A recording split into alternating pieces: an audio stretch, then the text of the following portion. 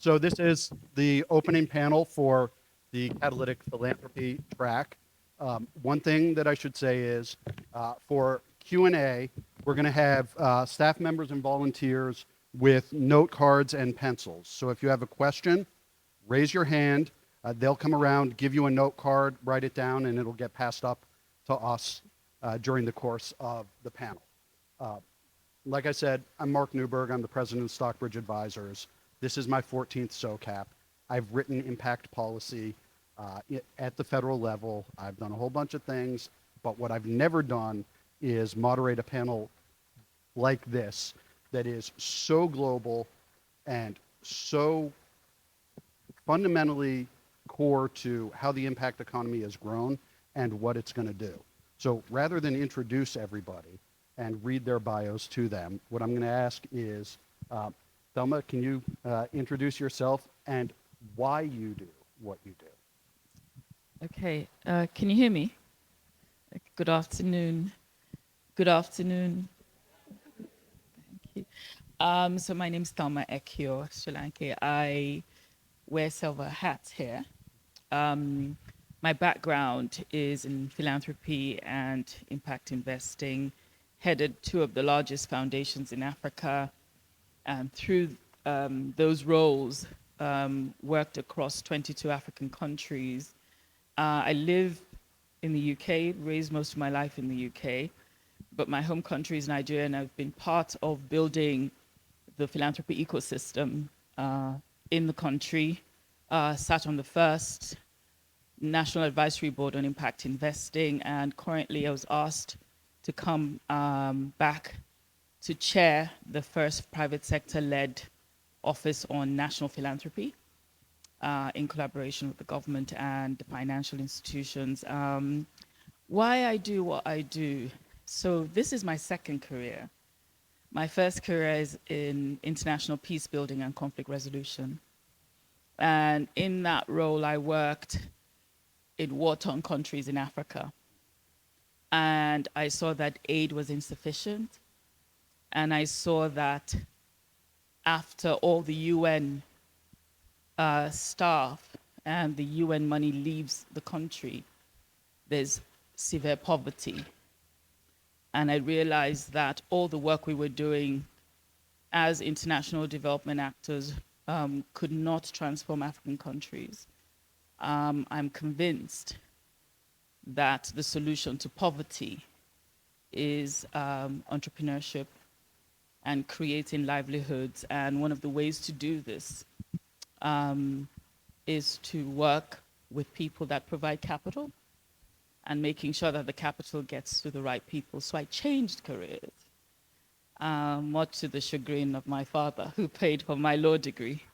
And We have something intensely in common. yeah, and went back and started a life that makes me sleep well at night. Yeah. That's awesome. Hilda. Hi, thank you. Hi, buenas tardes. I'm Hilda Vega, and I'm the VP for Philanthropic Knowledge and Practice with Hispanics and Philanthropy. For folks who don't know us, we are a grant-making intermediary. We have an impact investing fund. We do a lot of convening and also a lot of power building work with Latino communities in the U.S. as well as across the Americas. Why I do what I do is, I have a little story. It's brief. And it's kind of more about not what I do at HIP necessarily, but why I do what I do in general. So last year, Mayan Elder did my birth chart. And she told me that a lot of the why of how I act and my decisions is based on my having a really rigid sense of what is right and wrong and being very bound by my particular understanding of justice and injustice. And so I had never really thought about why I did the kind of work I did. I've always worked in the social sector as a philanthropic advisor in philanthropy with NGOs. And I just thought, well, this is what I'm supposed to be doing. And I didn't really think about it much more than that. But when she told me this, it just really stuck that this was really about justice and injustice and what I can do about it. So it is why I do what I do and why I'll continue doing it. Liesel. Hi, I'm Liesel Pritzker Simmons. the co-founder of Blue Haven Initiative, which is a single-family office that I run with my husband, Ian. And we have been doing impact investing with sort of a total portfolio approach for almost 15 years now, across asset classes, and then also in catalytic buckets, and also with our kind of philanthropy, how does that all kind of weave in together for a total portfolio approach. And then also, even more recently, been connecting my husband's decades-long work in democracy building and civic engagement, which turns out To be relevant? is super relevant. It's been a really, really interesting kind of journey over those last 15 years to kind of see how we can use, as a single family office, which is a unique kind of asset owner and capital provider, how we can be creative and sort of an additive to building the impact that we want to see. And the why behind it, I mean, is, good old fashioned trust fund baby guilt. Like, good old, like, why me? Like, why did I get born lucky? I'm not any better at this than anyone. Like, all that stuff. And trying to be useful with that guilt and turn it into something that is generative and not kind of like navel-gazy and soul-searchy. So that's been, and always trying to be very aware of how luxurious it is to have that kind of flexibility. And so that's kind of the why of it. And although we don't have a very particular sector approach or a thematic approach, we are hyper aware of kind of capital type and nimbleness approach. So I'd say that's kind of the why. Thank you. And we're going to come back to that sort of capital type structuring question in a few minutes. But Dominic? Hi, I'm Dominic. I'm the Executive Director of the TransCap initiative. Our mission is to build the field of systemic investing. Some of you might have heard a keynote I gave earlier today on this subject. I'm sure we'll get into the substance of it. I came to this work in the context of a role I've held at the European Union's largest climate innovation initiative, that about a year after I had joined it, made a strategic pivot away from a single point solution innovation paradigm toward a systems innovation paradigm based on a scientific call then issued by the IPCC to look for ways of not just optimizing systems, but transforming systems through systems innovation. And in the wake of that pivot, a question arose around the role of financial capital in catalyzing systems change. And that was handed to me as a corporate strategy project. And I was like, okay, that sounds like fun. So I looked around a little bit in the literature and what the sustainable finance community was doing. And it was clear very quickly we didn't have any answers to this question. We didn't fundamentally know how to deploy financial capital for systems transformative effects. So I said, okay, we need an innovation initiative that does research, prototyping, and field building around this question, and that's been the mission for the past 5 years. And I guess I should explain what my why is. I initially thought I was going to coach college basketball. I went to Tulane undergrad. I was an administrative assistant there when they realized I could teach guys to shoot. Law school, again, Katrina was my third year, and full evacuation, and eventually went back as an advisor to the city council with our big picture policy portfolio, and realized that we didn't understand where the capital was going to come from if it wasn't the federal government. And if the federal government was paying for everything for recovery, there was no economy that was functioning. But we also didn't have a deep philanthropic base in New Orleans to turn to, or in Louisiana to turn to. And this is when I started thinking about investing and solving problems combined. This was 2007, and then 2008-ish, impact investing was coined, and so on and so forth. And my why became solving problems worth solving. And that sort of brings us to, I guess, you know what, let's tackle the systems change thing first before we do the definitions. Because if everything were working, we wouldn't need solutions. And probably we're never going to run out of problems to solve, because problems are kind of humanity's original renewable resource. When we talk about systems change, is it the same everywhere or is it different? Thelma? Okay, so for me, my vantage point, systems change is about addressing the root causes of social issues. And so when you look at how, having worked across Africa, you're talking about either countries that are transiting from military rule to democratic governments, or I talked about post-conflict countries. So the systems are not universal or uniform. It might be talking about how to bring women into power, which some of the work that I funded in Liberia did that. It might be helping to write legislation that is more, that creates equity for minorities. So it just depends on what it is. And part of the challenge with when you talk about philanthropy as a global concept, the implementation often can be prescriptive and looking for how people do it in the same way. And I think that that just does it a lot of injustice, because systems change is about whose system, why the change, and the power behind that change.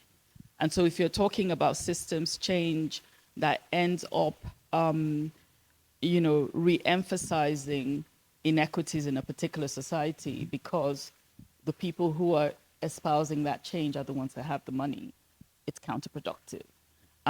So for me, I think less than having the theoretical description of what is systems change, we need to look at what it means in different contexts and how that ends up either, transforming a particular society or particular community, or re-emphasizing power imbalances that are there. So yeah, I think that is how I see it. Dominic, I see you nodding your head. Yeah, I do. Because you're alluding to a critical point that also is a point of maybe of demarcation between what we call systemic investing and more regular impact investing, which is this question of who gets to set the change agenda, right? Because systems change, if we define it as a deeper and more structural kind of change, will impact lives in much deeper and structural ways. So the question of who gets to say what the future should be, who gets to choose the future, is much more relevant in systemic investing. It actually calls for much more participatory, community-led, inclusive strategies, which is a challenge for today's impact investing ecosystem, because that's not typically how we go about setting these transformational intents, because we don't really know how to do community engagement. We're not really connected to community organizations in the same way or the necessary way.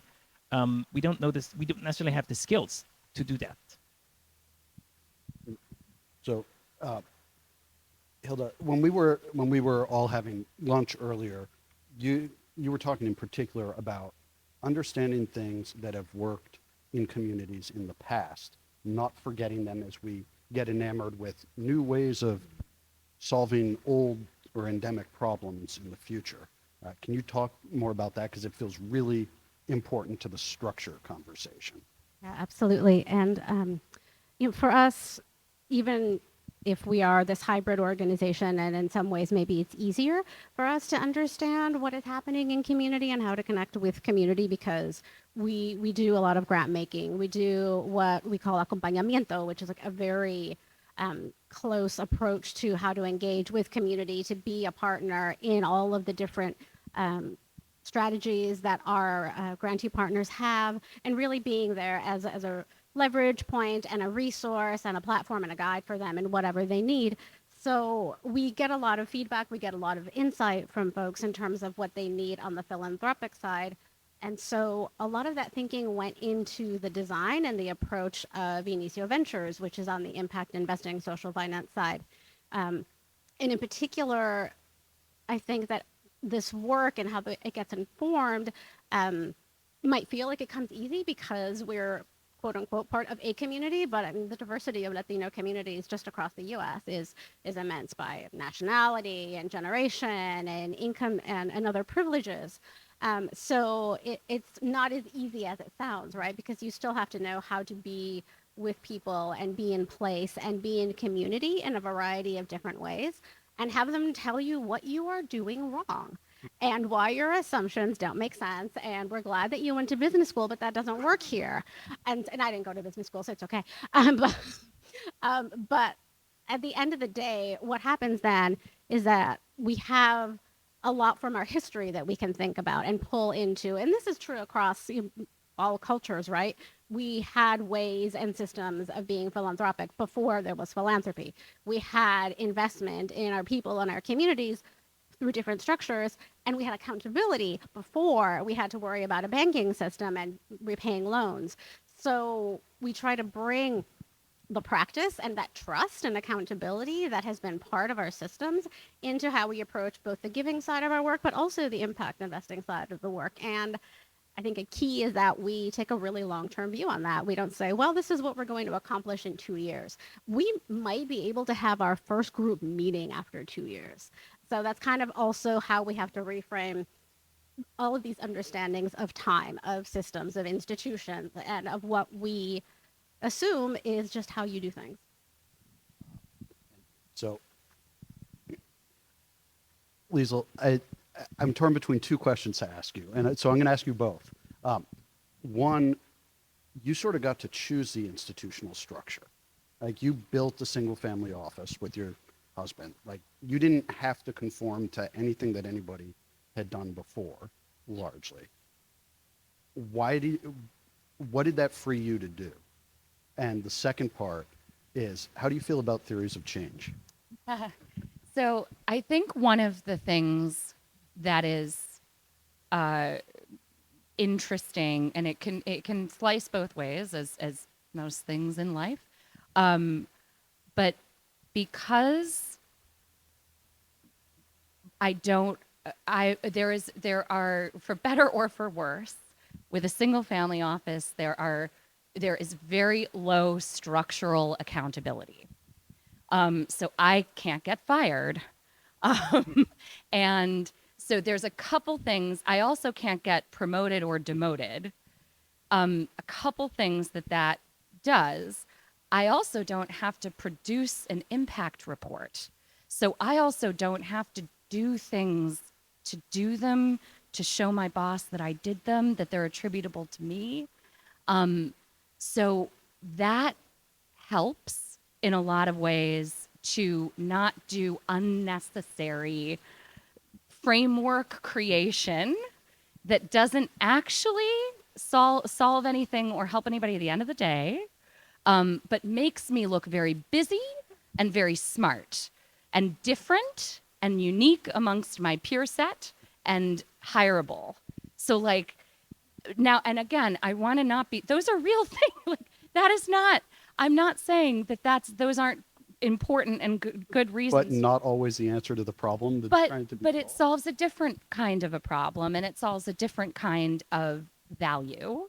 And so one of the things we have not needed to do that. Now, on the other hand, though, is that's not, we also can just think we're right and sit back and there's nobody, I'm not going to not get reelected or get fired because I'm doing something wrong. So that's part of the reason why we've tried to be a little bit more public facing as an organization, because the only real accountability for someone like me would be to sort of be told we're doing it wrong publicly. So please do if we are, because that's the real, or, you know, that's where I can get bullshit called on me very effectively.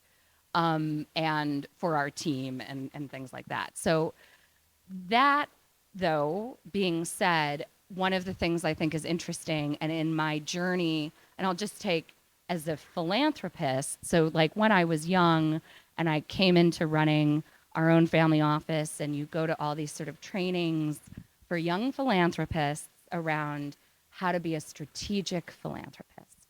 And you don't want to be just a check writer. No, this is strategic philanthropy. And you have to get very involved. You have to create theories of change.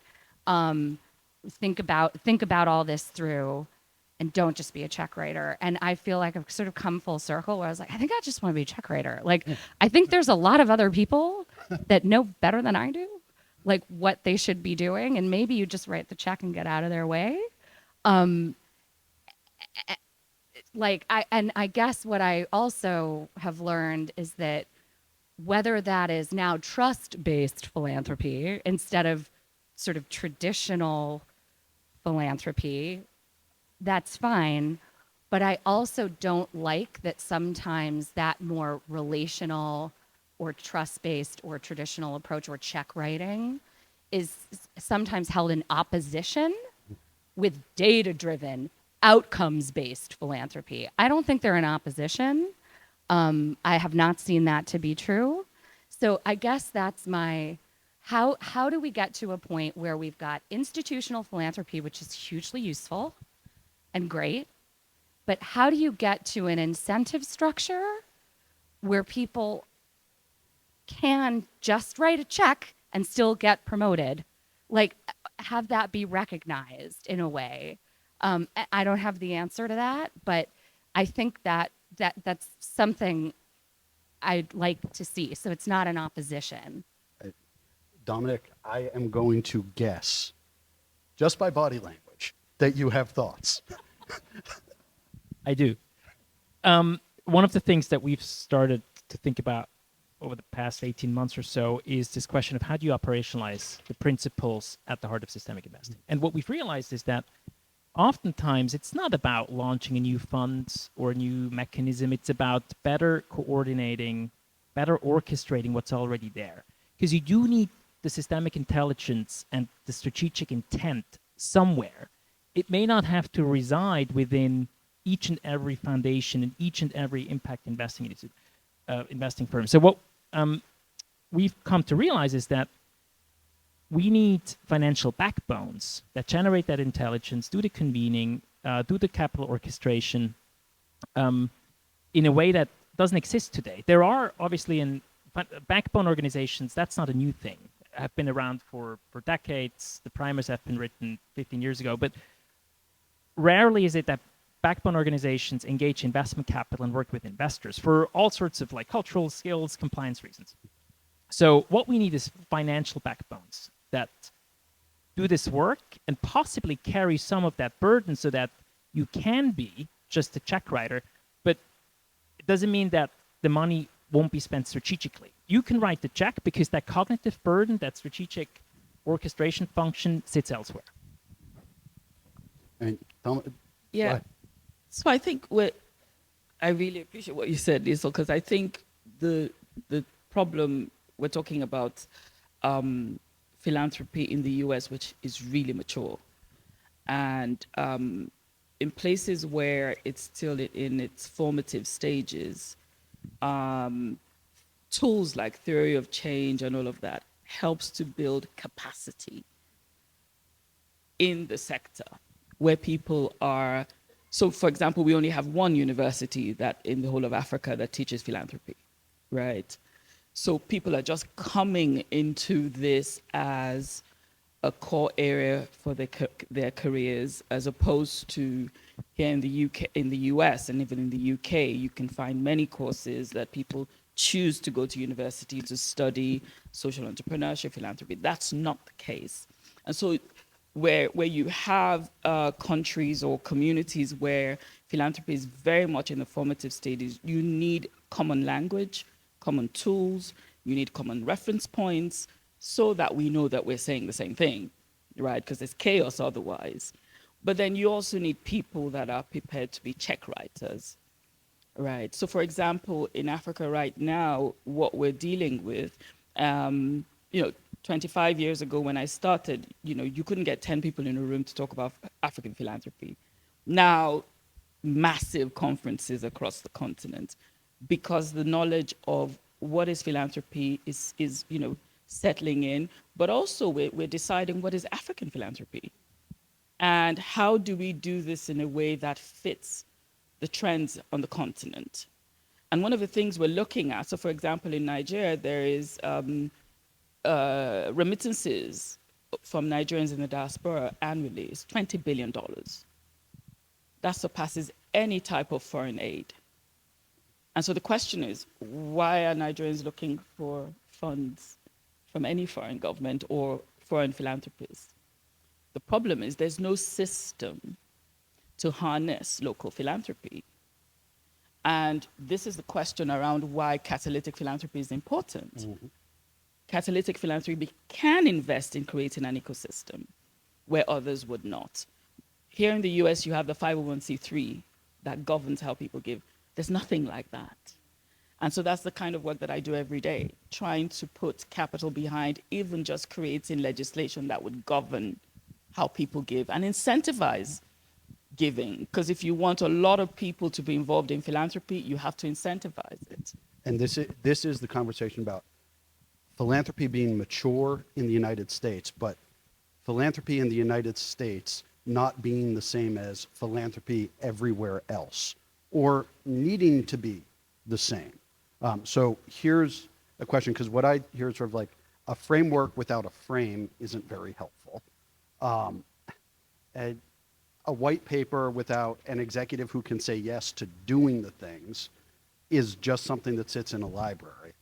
What do we mean by catalytic philanthropy, and what should it exist to do and solve? What is catalytic philanthropy? I can take a stab. So the way at Blue Haven, the way we think about catalytic philanthropy within our philanthropic portfolio is essentially granting to things that we're not sure are going to work. So it's a risk framework, but have high potential for systemic interaction if they do, I guess would be, for lack of a better term. So we don't know with its high impact risk, but high additionality would be how we think of our catalytic philanthropy portfolio in conjunction with the rest of our philanthropic portfolio. And a lot of what the philanthropy we do at Blue Haven is catalytic, as opposed to what I would consider my personal philanthropy, which looks a little more traditional. It's to mass poetry, which promotes poetry in the state of Massachusetts. It's amazing. But is it like going to change an ecosystem? No, it's not. Is it wildly important? It sure is. And so things like that. So that's how we think of our catalytic philanthropy is we don't know if it's going to work, but it would be amazing if it did. And then just hopping over the fence to our catalytic investing portfolio, which we haven't sort of touched on, is we budget it. So that would be things we think are super high impact that have some kind of return, maybe, if it works out, but they are designed to have some kind of return. But again, super high risk, and we budget it from our philanthropic portfolio. So if it doesn't return, that's okay too. So that's how we think about that little spectrum between sort of traditional philanthropy, catalytic philanthropy, and then over into catalytic investing at Blue Haven. And this, talking about the line between philanthropy and investing is one of the things that I love to do, especially with an undergraduate business class when they're just being exposed. This is, what's the ROI on a grant? And usually somebody will say 0. And the answer, no, it's negative 100. You're expecting not to have the money returned with just a straight grant. Then there are recoverable grants. Then there are program-related investments, and so on and so forth. It's not all the same thing. but it can all be catalytic in different ways. And it also shows up, I mean, it's a little eye of the beholder put on the what catalytic, I mean, all this really, like, somebody's PRI is another person's just straight up good venture deal. Like, No. it just totally, all this is a little bit wishy-washy. How many times have you heard somebody say, when you've talked to one foundation, you've talked to one foundation? But you can always figure out what the foundation's mission is, at least in the US, because it's stated publicly. Now, catalytic investing outside the US. What does it mean? First, actually, Hilda, I'll ask you for, yeah. So right now we don't do impact investing outside of the U.S. So I meant but catalytic we philanthropy. do, yeah, I'm yeah. blurring the lines. All right. No, and this is the reality, right? And you know, Thelma said this earlier today. The folks that we're working with, I mean, you can call it whatever you want. They don't care because, and you know, also I live in a small, somewhat rural community outside of Chicago, and I see this every day. Do I work on climate change during part of my time at work? Yes. Am I going to go talk about climate change when I go to a conservation meeting in Lake in the Hills, Illinois? No, I'm not. I'm just going to talk about the turtles, and I'm going to talk about the native grasses and whatever connects to people. And maybe later on we talk about climate change or how it all connects.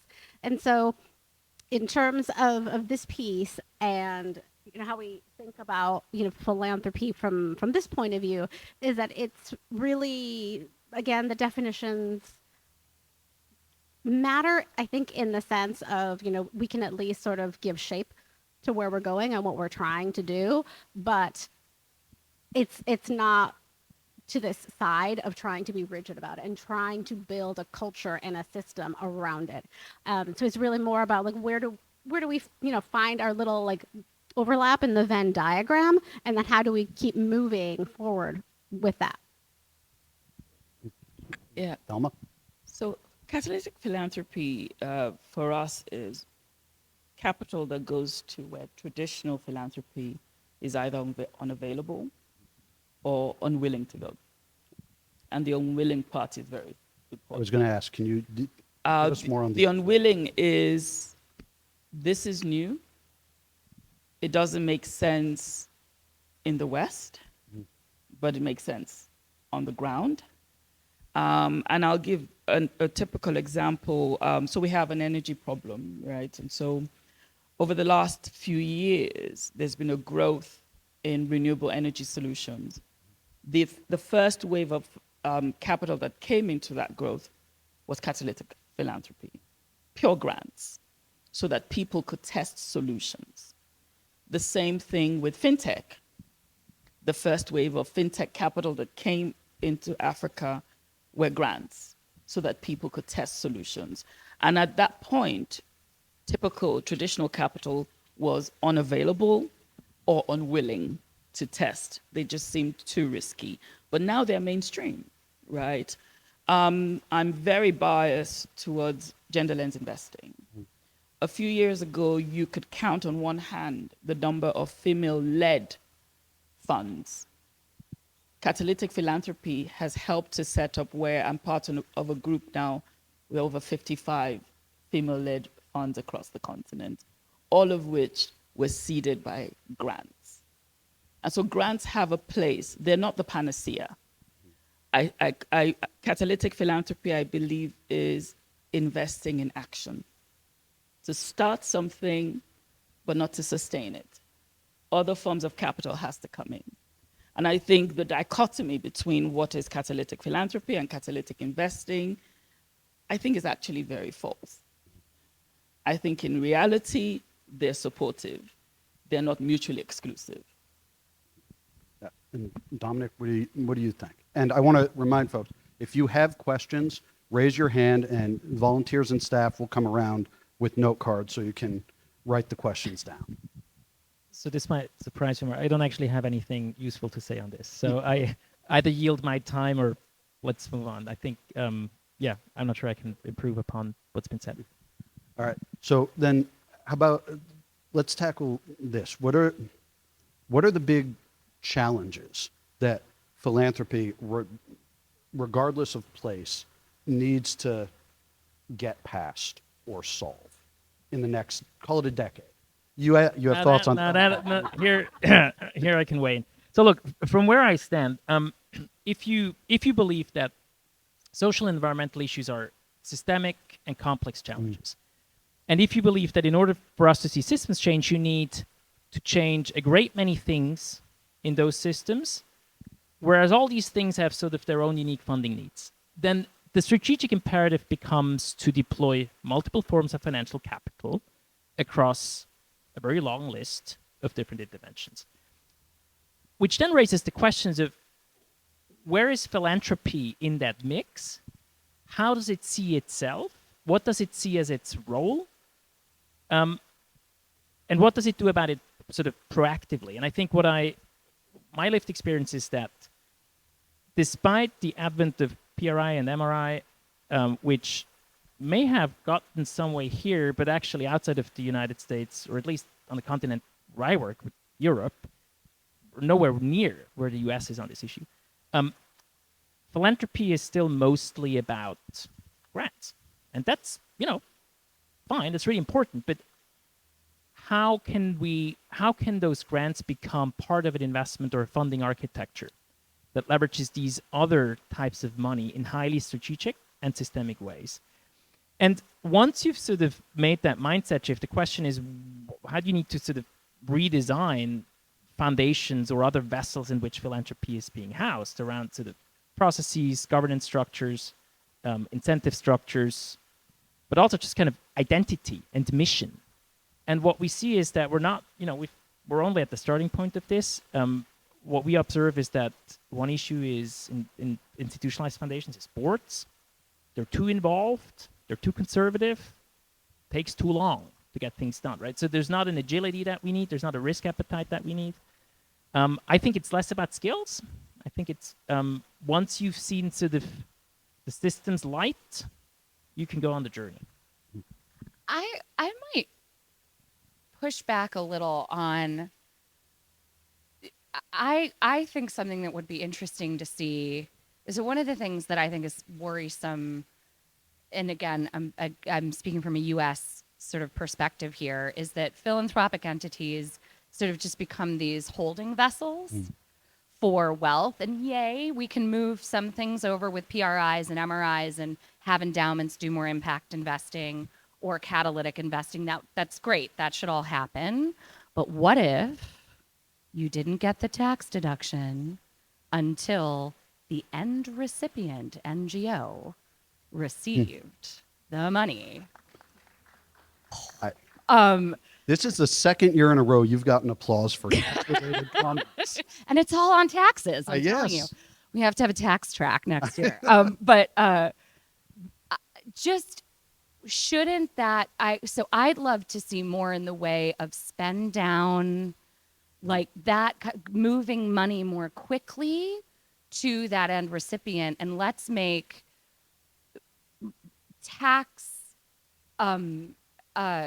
taxable entities the ones that should be responsible for the impact investing. Kind of like, I'd love to see the philanthropic institutions do what they should be doing, which is moving money quickly and strategically, doing, like, setting that framework and then moving the money out the door instead of getting more creative about ways to hold it. So I think that would be something I think would be cool to see. But then then the taxable entities need to step it up and be better around actually being responsible for the impact we're having. That would be my thing. And I think what I really want to see is, I am not big on theories of change. I never have been. Going back to college, I wasn't. But identifying an outcome that you want to achieve and then designing to get to the outcome. Rather than starting with, this is our process and here's what we'll get to. I want the thing we're trying to solve, then match up the tools that you have or can invent or create with peers like the Catalytic Capital Consortium. To, like, what are we trying to solve? What do we need it to look like in order to do the solving? That's really problems and solutions focused approach that is really appealing to me, rather than something we used to get when I was in government. I was like, well, this is how we've always done it. Okay. Has it always worked? There's a second question. And that, I think, helps when you find philanthropists and philanthropies that are focused on the solutions that they're deploying capital towards. You find ones that move much faster than some of their peers. Can I question you on that, though? I'm wondering, are you saying then that philanthropy should be the ones to set the outcomes? Because I am very challenged by that. No, I think philanthropy, so foundations have to have outcomes that they want to see with the money that they deploy. If internally, structurally, they can't point to what they want to call, what working is, we're back to the institutional friction and money will never move.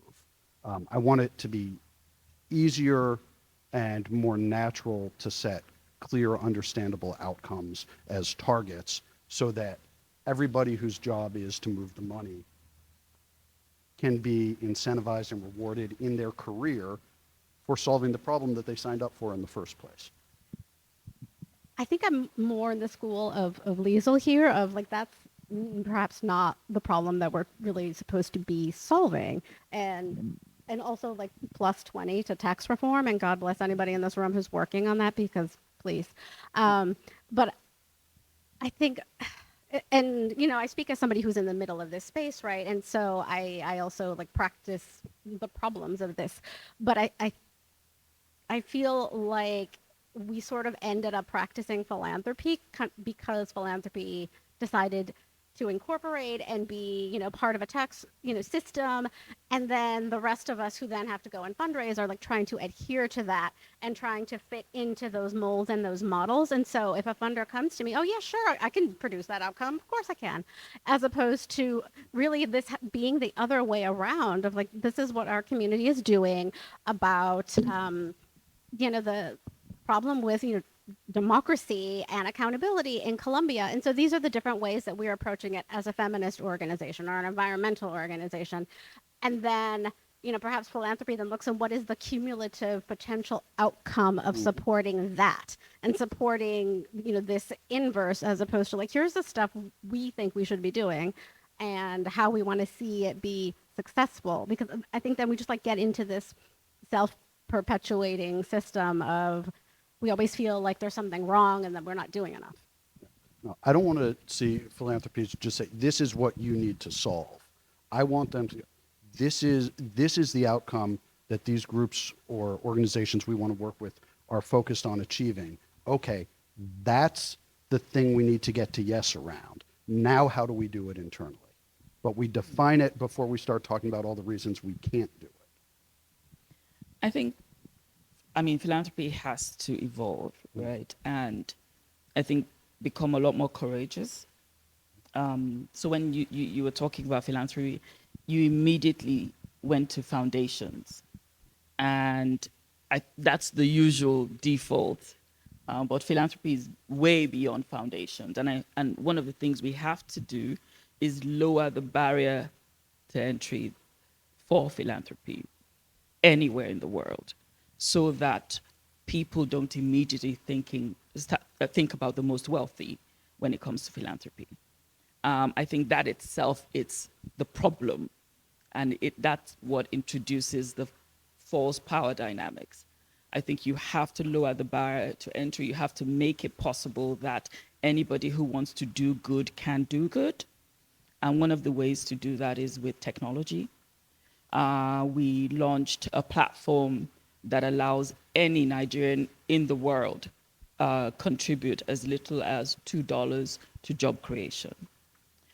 Because my own kind of politics around this is you can't go and ask anyone for money to transform your country. You have to put your money where your mouth is. And to do that, you have to lower the barrier to entry. That's point one. Point two, I think philanthropy has to stop asking people to change the world with $30,000. I think I think we immediately, Liesel, your point about making people do stuff. I think we encourage that type of behavior by saying, I know when I receive a proposal that you can't do what you're doing with $30,000. Come on. But that's what I've said to my board. And I like, obviously I can say this at this point in my career when I couldn't say it years ago. But every board I sit on now, I say to the board, can we not do this to them? We all know this money is insufficient. If we are going to fund them, can we give them the money for the work and give them the space to do the work? I think that's the future of philanthropy, where we are all truth tellers. and also I think what Melinda Gates did by giving 20 women $20 million. Two women I know very well in Africa that received that money and made it unrestricted. And basically said, I endorse your work. And one of the women who I've worked with for a long time, it has allowed her to create legacy structures in her work that would not have been possible without that type of funding. And I think we who are the leaders in the space have to change. We have to educate on our boards. We have to educate philanthropists to say $30,000 can't change the world. All right, so this brings us to the inverse, which I love. What can change the world? What are the tools or the practices or the things that have worked that if we do more of it faster, more catalytically, can make the world a demonstrably better place? What should we be doing?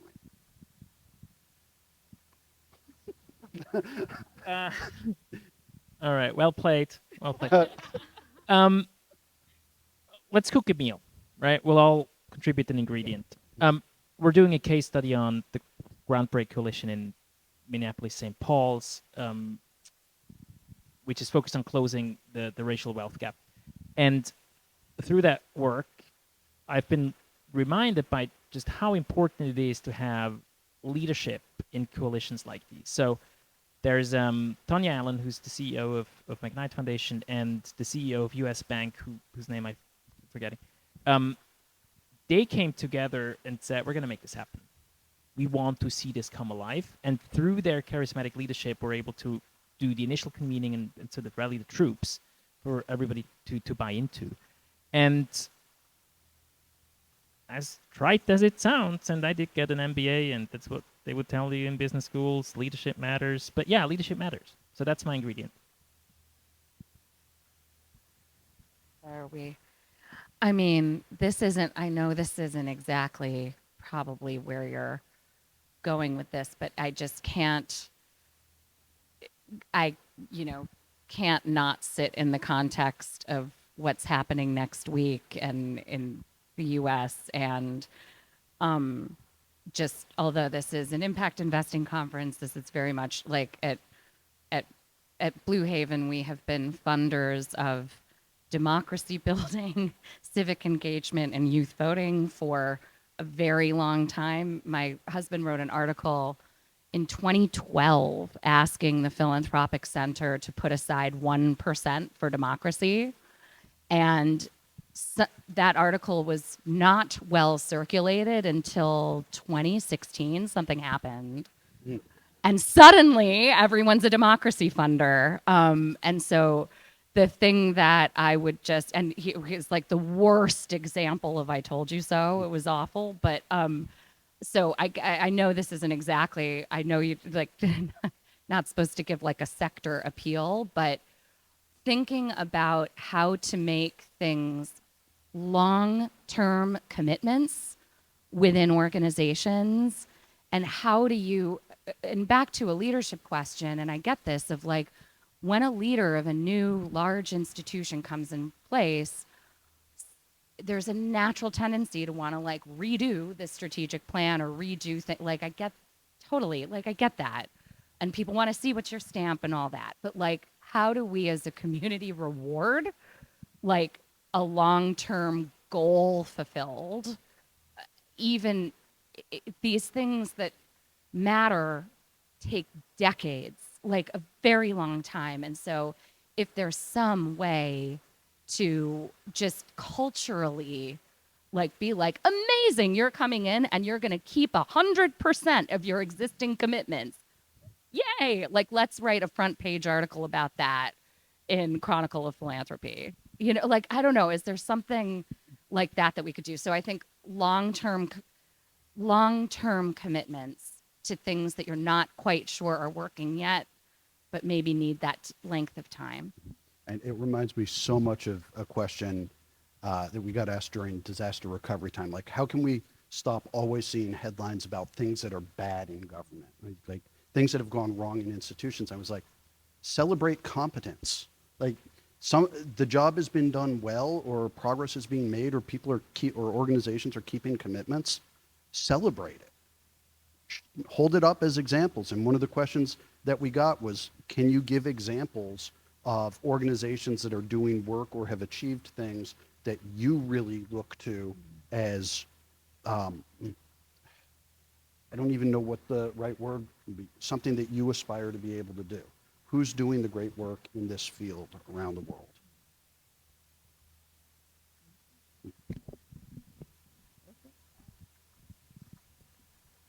Yeah, I mean, I think this is tricky just because there's this inclination to talk about like some well-known person, you know, a famous person, an incredibly wealthy person.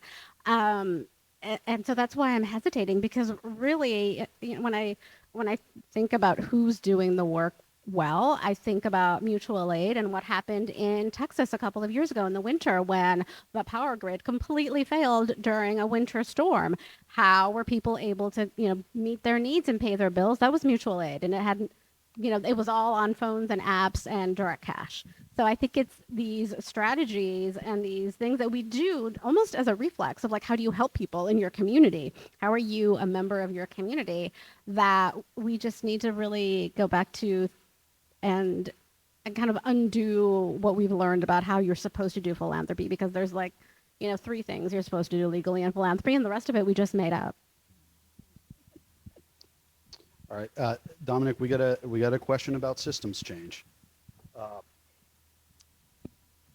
you talk more about the idea of the financial backbone, the idea of an organization that what it sounds like is handles a lot of the infrastructure necessary so that, as you said, people can write checks? Yeah, so this is a very live innovation inquiry for us, but the absence of that backbone function is very striking. So what we see in a lot of systemic contexts in which we work is that what's lacking is often just the basics. So understanding a system's financing needs. How much capital, of what kind, provided in which way in pursuit of a particular change intent? Nobody knows. Not the government, not foundations, not impact investors. Doing basic sort of theory of transformation work, systemic analytics, usually nobody knows because it's nobody's mandate. It's kind of, nobody's paid for it. It's kind of hard to get funded, actually. The convening, the mundane things of bridging worlds linguistically, making sure that people working in impact investing firms understand people in the public sector, civil servants, philanthropists, infrastructure investors.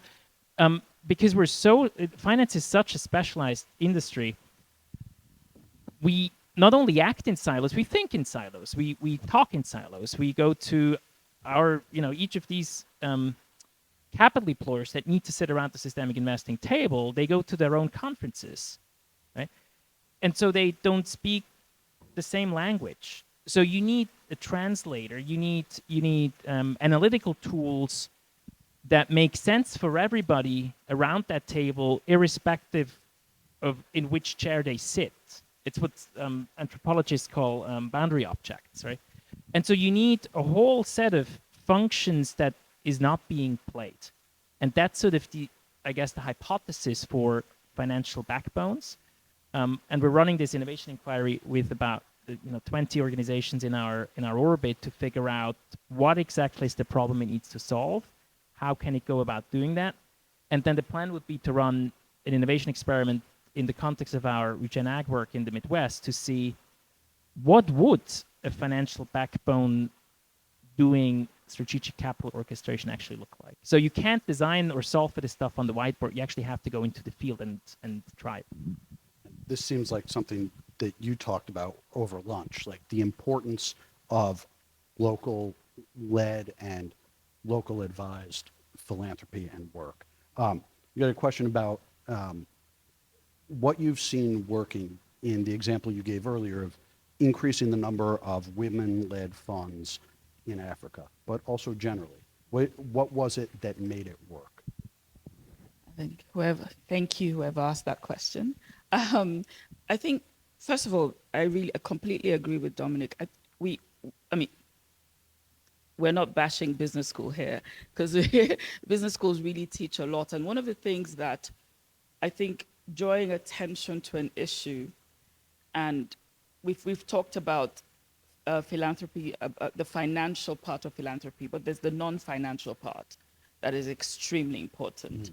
And that non-financial part is convening power. One of the ways that we really built this community of first time actually female-led fund managers was convening power, using our comparative connections and organizing events across Europe and Africa, saying who needs to be in the room to hear about the importance of investing in women, but giving first grants to allow these women, because if you know about investing, first time fund managers can't raise any funds, right? And if you're a first time fund manager and you're a woman and you're African, 3 strikes.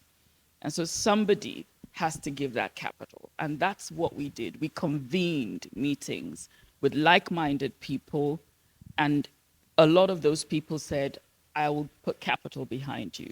Because many of these women had successful careers in other fields, they just hadn't managed funds. And whilst for men, the experience men have is counted whenever they start funds, it's not for women.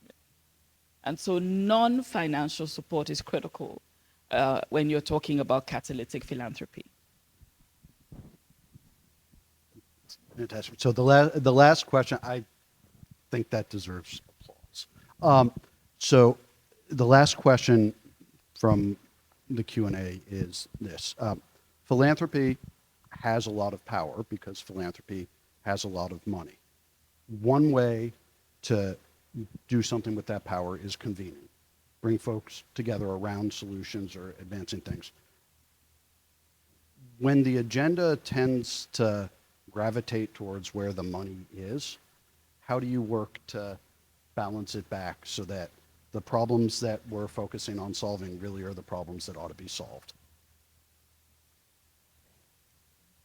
Or is the imbalance just an imbalance that's going to exist because money does? I can start. Yeah, I agree. It will take a while because that imbalance took however many centuries to come into place and cement itself. So it will take a lot of work to undo it. I think some of it is starting to happen, definitely. I think that there are generational shifts right now, and this is just the phrase that's stuck in my mind these days. I can see like the dying cries of the empire. So it's starting to happen. And so I think there's a little bit of that layer of patience, but also like we are those of us who are kind of in like the middle, at least for me, like I'm sort of a senior level leadership person. I can sort of like push things with the board. I can push things with funders. We're about to announce a fund for organizations that are working in very broadly defined climate and environmental justice in the Midwest and the Gulf South. And our invitation to them was whatever way you define your work as it relates to climate and the environment is how we're going to fund it. We don't have little areas or spaces where we do it.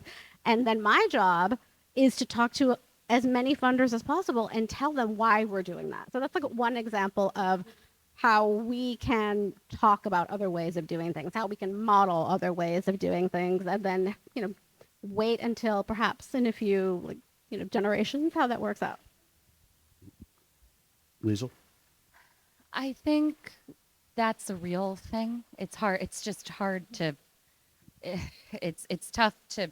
That's kind of the nature of the beast, in some ways. One thing, I guess, also with Blue Haven, one of our approaches philanthropically, certainly in our catalytic portfolio, is trying to come from not come from a theory of change place that is sector specific, but rather, I guess our theory of change is we believe that if finance, when done responsibly, can be a massive tool for change. So in that way, our experts are our fund managers and our portfolio companies that we think are doing incredible work. So oftentimes what we've seen is our philanthropic portfolio bubbles up from ideas they have about gaps in the space or ecosystems we could support. A lot of networks, we fund a lot of networks, I would say is a huge part of our catalytic philanthropy portfolio. So I'd say that's one way where we're trying to not, how do you have people that are trying to change financial systems change? That's our I guess that's our beneficiary. I don't know. It's a very convoluted way to it, but I am not a domain expert in anything but impact investing at this point. So that's kind of my I don't know where I look at that from. And then the other piece, again, at Blue Haven that we try to think about as well is being a single family office and being not a politically, being a out there political family as well. Where do we lean in electorally and down ballot? So a lot of our philanthropy has shifted to being, in the wake of Black Lives Matter, we doubled down on our sheriff races and our DA races locally. Things like that are a lot of traditional philanthropists institutionally can't do, but we can do electorally. And ballot initiatives, things like that. So leaning into that flexible capital approach, not because the other more traditional forms are not useful, but because we have a scarce kind of capital that can be useful on that front. So trying to lean in, we've just sort of moved from that end. And again, I don't know, in some way I'd rather elect someone who's making the rules instead of me making the rules. Not that that's perfect, and campaign finance reform is a big issue that we care about at Blue Haven, but I don't know, nothing's perfect, but that's how we've tried to address it.